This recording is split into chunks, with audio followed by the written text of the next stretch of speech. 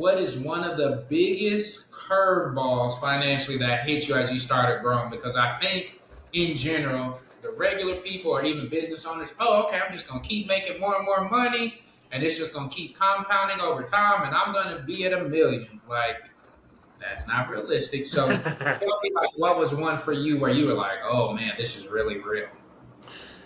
Yeah, I mean, probably the biggest one was I had at the time my biggest copywriting retainer, which had kind of ballooned out to the point where really that was like pretty much all I was doing.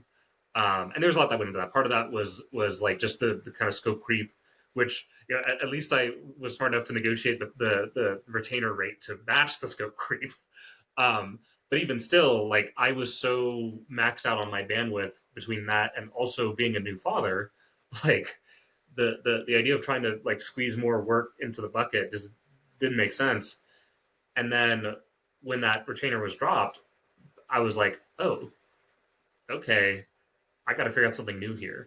And that was part of the kind of chain reaction that actually led into the ghostwriting because it, on top of everything else, like I realized that as nice as it is to have a retainer for that stable floor, it's kind of a trap because especially when you have like a big whale retainer like I had, because in a sense it's very similar to being on a paycheck as an employee. Like you get used to just that guaranteed number every month, right? For X amount of work.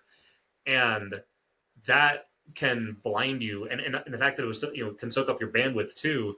Like as I'm sure you know, as an entrepreneur you have to be able to seize bigger and better opportunities as they arise, right? Like you can't get stuck in the rut of just doing the same kind of thing for the same kind of result over and over again. Like I said, like we were talking about a few questions back, that only lasts for so long. There will always be something that knocks that off course.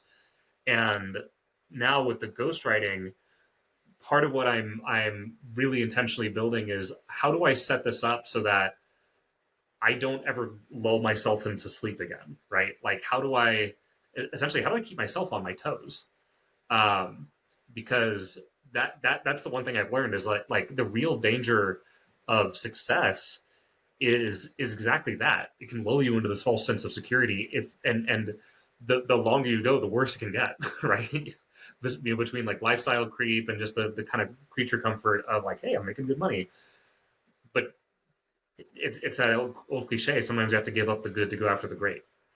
And you can wait until your hand is forced, or you can intentionally build those systems from the beginning so that you're always moving towards the great. And that's exactly what I'm focused on now.